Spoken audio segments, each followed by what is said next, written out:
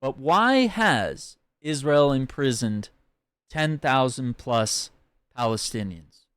Palestinians in Israeli custody, right? Nearly 10,000, including some 3,500 administrative detainees held without charge or trial. And I've talked about this over and over and over until the cows come home. The idea that they can just hold you for no reason, no charges, indefinitely, something that can't be done in the United States.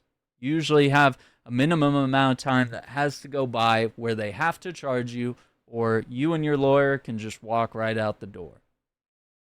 So, on April 17th, every year, Palestinian Prisoners' Day is commemorated to highlight the plight of those held in Israeli jails and their struggle for freedom against the Israeli occupation. So you can see where various prisons are: detention centers, interrogation centers, military courts. And look at the disparity in numbers here. 400 are children, 27 women, right? And you can see Ahmad Manasra's case, which we've previously talked about on the channel. He was 13.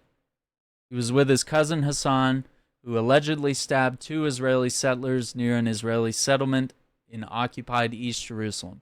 Hassan, who was only 15, was shot and killed by an Israeli citizen. Ahmad was attacked by an Israeli mob and rammed by a car, suffering fractures to his skull and internal bleeding. Because they could not sentence him until he turned 14, they held him until then. Could you imagine? Now the laws are changed, so they can charge children as adults, and they gladly do. So they held him when he was sentenced to 12 years in prison, later reduced to 9.5 years. He was charged with attempted murder, despite the court accepting that he had not participated in any attacks. Weird how that works. In 2021, an external doctor was allowed to visit Ahmad for the first time.